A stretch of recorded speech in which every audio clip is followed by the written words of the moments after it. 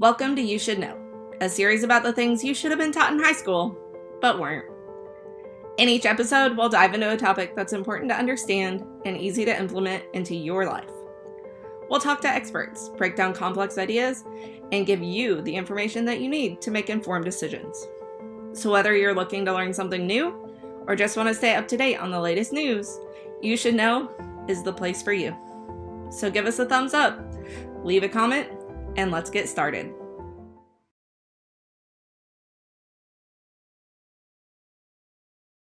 So we're going to get started. I'm Danae Hicks with the Texas A&M AgriLife Extension Service. I'm Ellis County's Family Community Health Agent. I have a really wonderful guest coming on today to talk all things food preservations and food preservation hacks. So I'm going to let her introduce herself, and then we're going to get started. Good morning. My name is Jenna Anding. I'm a professor and nutrition specialist with Texas A&M AgriLife Extension. All right. So we're going to kick it off. And I think one of the most important questions we can kick it off with is, why are food safe preservation methods important? Well, for a number of reasons. One, if we're preserving food, we want to do it the right way so the food is actually preserved. We don't want to go through all the work and have the food spoil or be of poor quality to the point that nobody eats it, right? The other reason, if equally, if not more important, is if you don't use safe methods, you run the risk of giving a foodborne illness to someone. And we certainly don't want that. Oh, definitely not. All right. So we know why it's important now. What would someone need to know if a food preservation method is safe or not? Well, different foods are going to have different recommended methods for home food preservation. So, example, if you want to preserve jam and make a shelf-stable product, you need a water bath can it, right? If you want to preserve green beans, you've got to pressure can it. So different foods or different food products require different methods for home food preservation. To find out which method goes with which type of food, you want to go to research-based sources, such as the National Center for Home Food Preservation, that's with the University of Georgia, USDA, or even our own AgriLife Extension Service. All right, perfect. So that was one of my next questions. So I'm glad we kind of lumped those together. Those sources, USDA, University of Georgia, anything like that. The most important part is that it's from research based, right? That it's not someone's great grandma's recipe that she used in the 1730s. Well, yeah, not to be disrespectful to great grandma, but with AgriLife Extension, we are only going to promote recipes that we know have been tested for quality and safety.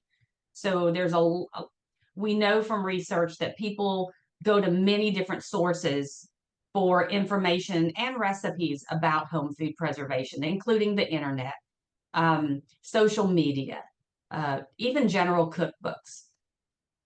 And if you trust those sources, great, you go ahead. But we in AgriLife Extension are only going to recommend processes, techniques, and recipes that we know have been tested to assure that we're not making people sick. Yeah, definitely important, right? Especially if we're going to give them for like gifts and around the holidays or anything. Yeah, We you don't want want to a be big that outbreak. person. Yeah, for sure. So can you explain the difference between water bath canning and pressure canning for our viewers?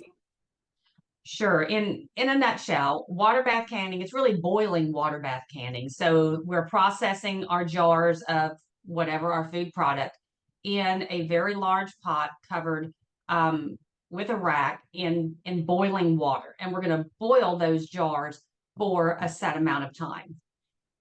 We use boiling water bath canning for high acid foods, such as your jams, your jellies, your pickles, your salsas, and many of your tomato-based products. Not all. With pressure canning, that is a method that is required for your your lower acid foods. So if a pH of a food, and that's how acidic a food is greater than 4.6, it has to be pressure canned. So these are your foods like your vegetables, your meats, your soups, stews, seafood, poultry, and such.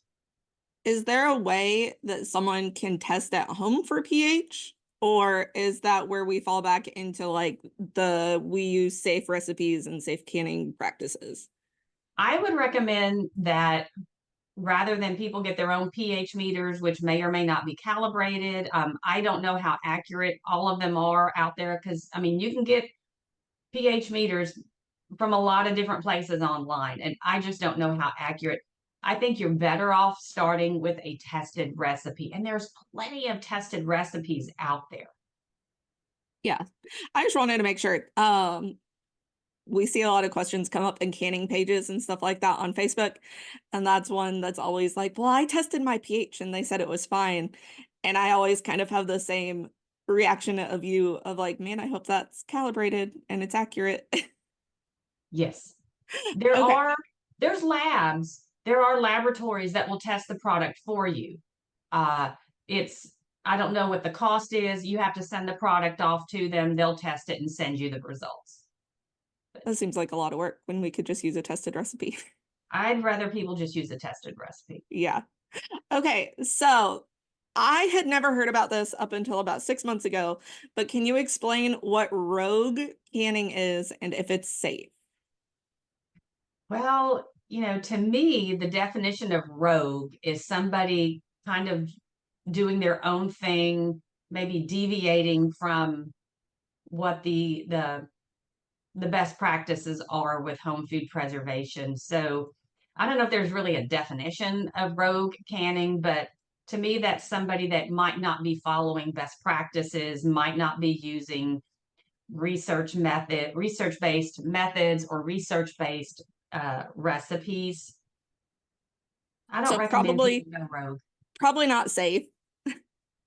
I don't know because I don't know what they're doing. I again, and people kind of get frustrated with us sometimes because we do stick to the script, so to speak. We're sticking to tested recipes, tested methods, and our job as an extension specialist, your job as an extension agent, we want to help mitigate all risk to the consumer. And so we're going to stick to the books. We're going to stick to the tested practices and Right. recipes.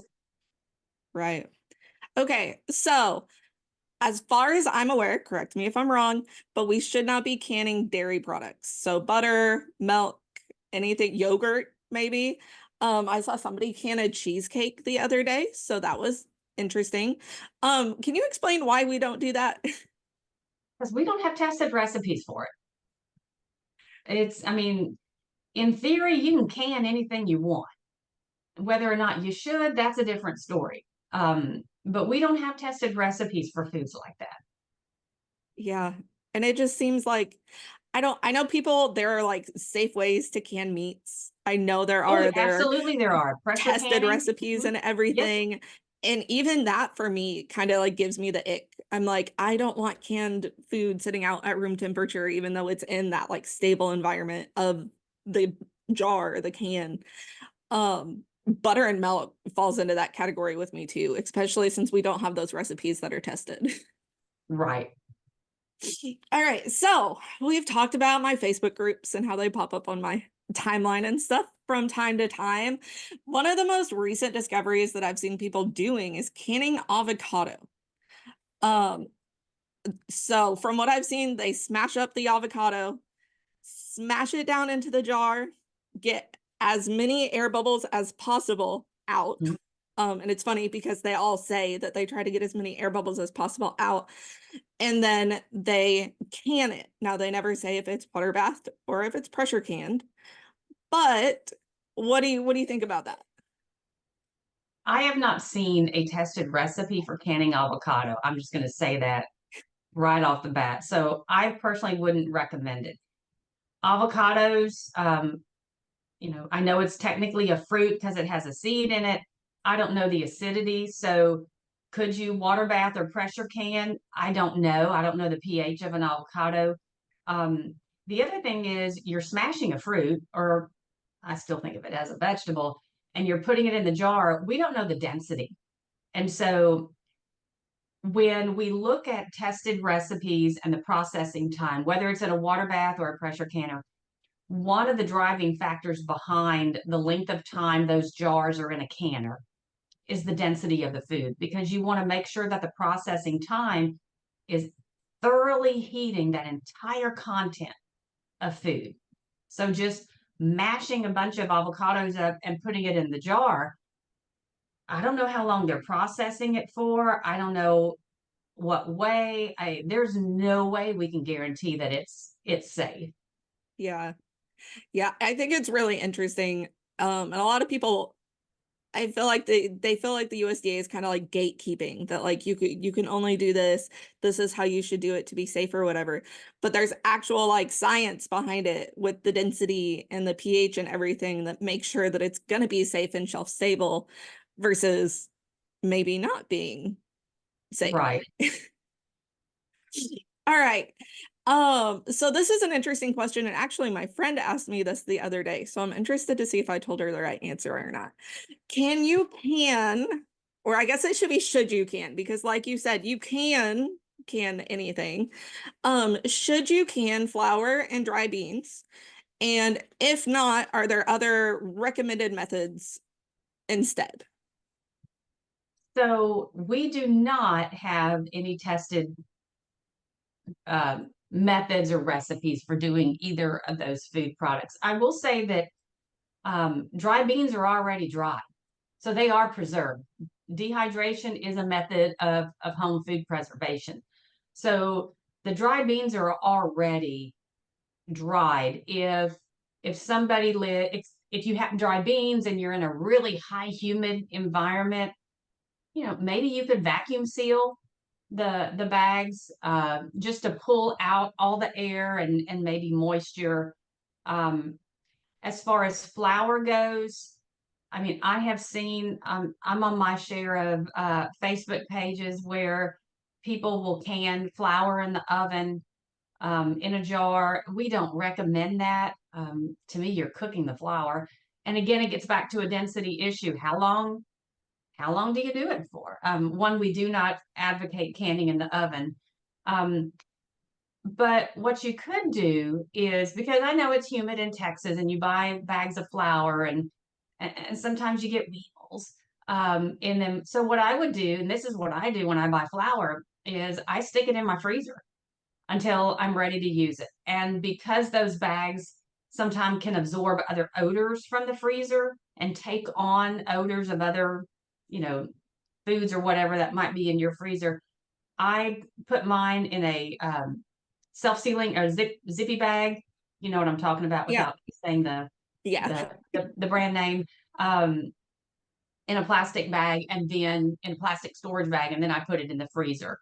I pretty much keep all my flour in the freezer until I'm ready to use it. It'll keep it a little bit fresher, and it would kill any weevil eggs that might be in your flour. Okay, cool.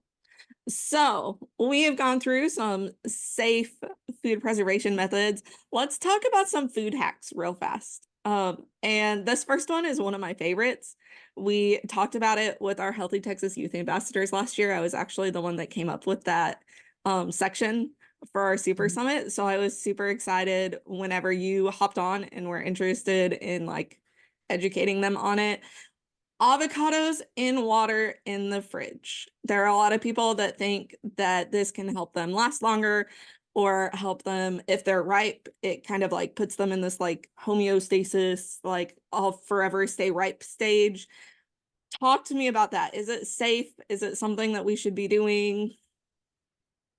I don't think it's something that we want to recommend. And in fact, there have been several news releases from either USDA, Food Safety Inspection Service. I can't remember which group, but the challenge here is avocados. Some research has found the presence of a bacteria called Listeria on avocados. And if you put the avocado in water in your fridge. Well, guess what? Listeria likes cooler environments. Listeria, bacteria need water to grow. You are potentially creating an environment for bacteria to grow. So we don't recommend um, storing your avocados in water in the fridge. All right, awesome. The next one is something that some people may not know about. I didn't know until I got on some of those food preservation pages, but water glassing eggs. So can you kind of explain what it is and if it's safe for what the deal is with it? I'm going to tell you it's not safe. Uh, so this was done, God, decades and decades and decades ago. It was a method where um, they're basically taking eggs, that are, fresh from the chicken coop, for lack of a better term, and they're storing them in in a mixture of water and lime. And so that was done in the early 1900s. We now know that that's probably not a safe method, and we do not recommend that because there is the risk of salmonella being, on the egg. So no, just keep your eggs in the fridge. Keep them where they should be. Stop putting things in liquids that shouldn't be in liquids. That's what it sounds like our big lesson is from today. The last one is washing berries in vinegar and water. So I've seen a number of websites that advocate this, the idea being that the vinegar is supposed to kill the mold that might be, or maybe prevent mold from happening on your berries, because nobody likes fuzzy berries. It's kind of a downer. So I haven't seen really where USDA, FDA have come out to recommend that. I know it's done. The only concern I would have is if you're washing your berries and they're not completely dry, then you're putting them in the refrigerator in a cool environment with extra moisture. And are you creating an environment for mold or bacteria to grow? So most of the times we don't advocate washing your berries until, or washing any of your fruit until you're ready to eat it. Yeah. I know some people will even, whenever they get it from the grocery store, will put it in like jars straight from the clamshell packaging or that little plastic packaging that they come in. They'll put it Mhm. straight into jars and won't wash it or anything until they use it. And they say that it helps it last longer. I haven't done any scientific research on it yet, but maybe I need to. Um, just in a plain jar, I mean, it may help. Um, Keep in mind though, our fresh produce, especially our delicate produce like berries, we really we should be eating those within a couple days of their purchase. Unfortunately, they're not like an apple or an orange. They don't have that long shelf stable time that they can stay in the fridge. Yeah, for sure. All right. Well, what is one take-home idea that you want these viewers to take to heart when it comes to food preservation and using safe methods? Um, Let me just conclude by saying, home food preservation, it takes a lot of work, and there's a time commitment. Um, and you want to use tested recipes, research-based methodologies.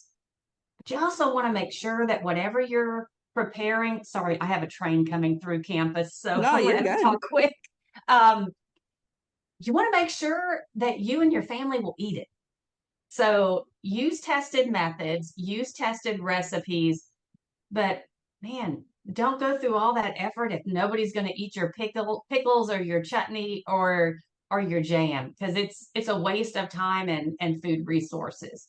Yeah. But it can be a fun thing to do if you do it right. Yeah. I know a lot of people that are kind of going back to that like homesteading mentality. They think that we can kind of go back to our roots a little bit where there's this big sourdough a push right now. So everybody has sourdough starter and everybody's canning, or I mean, I got a dehydrator because of the workshop that I went to you, and I love it. It's my favorite thing. But at the same time, we want to make sure we're being safe about it. Absolutely. I mean, there are more and more people that are interested in home food preservation for many of the reasons you just said, but also because people want to know what's in their food. They're trying to prepare maybe some healthier foods. Um, but I think it's fun. Yeah. No, I love it. And it's been really interesting to do like homemade fruit roll-ups and Mhm. dried strawberries. The 3-year-old will just eat them all day long if I let her. So it's been great. And I want to thank you for coming on today and sharing with us about food safety and food preservation. Because with that influx of homesteading and wanting to know what's in our food and stuff, I think it's really important that we get good information out there. Absolutely. All right. Thank you. You bet. Thank you. This has been You Should Know. Don't forget to leave us a thumbs up and a comment about what you learned today. We're so glad you stopped by. And as always, if you'd like to reach out to us, email us at youshouldknowwithdanae@gmail.com. We'll see you next time.